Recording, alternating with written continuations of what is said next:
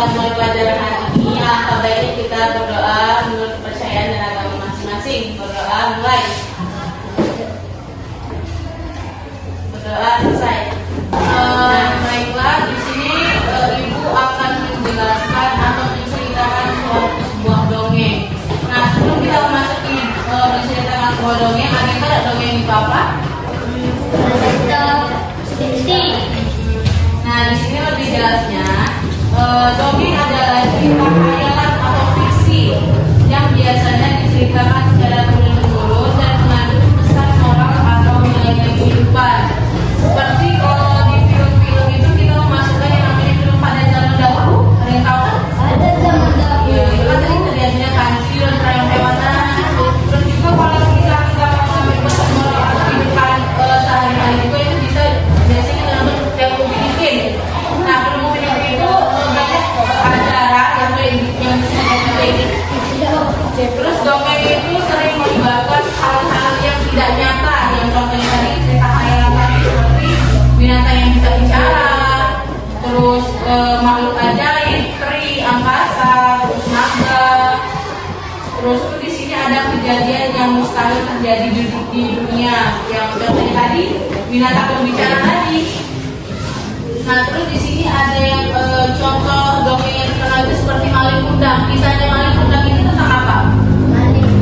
Ya, Malin Kundang. Cerita Malin Kundang itu tentang apa? Iya, tentang hancur apa? Itu yang diputar menjadi. Terus ini ada bawang merah, bawang putih. Nah, yang di sini yang jahat bawang merah sama bawang putih. Yang lain jahat? Yang bawang merah. Yang biasa sering dijahit bawang putih kan? Nah, kenapa mau jadi bawang putih? Bawang putih kan baik. Yang jahat itu bawang merah. Ada jahat lagi. Bawang merah kan mahal. Nah, terus di sini ada yang namanya kelas.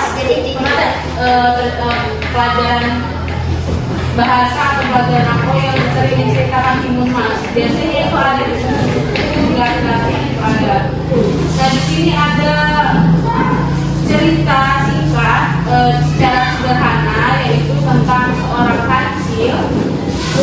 Pada suatu hari, si kancil ingin menyeberangi sungai untuk mencari makanan di seberang.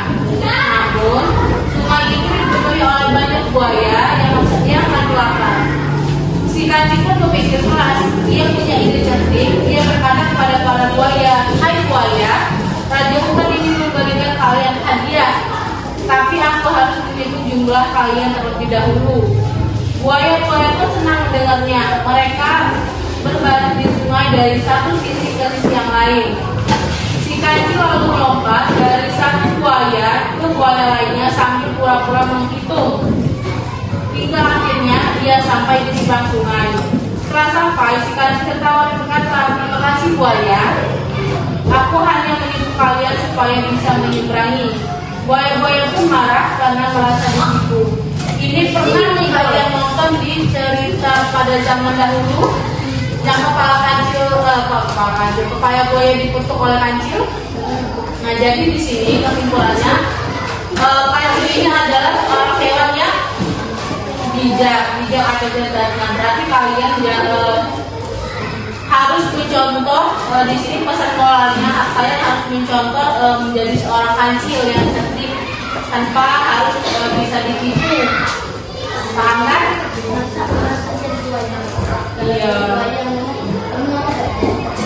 Iya, bisa itu. Kalau buaya itu buaya darat gitu ya. Nah, baiklah. Sekian ajaran Ibu hari ini. Ibu akhiri. Wassalamualaikum warahmatullahi wabarakatuh.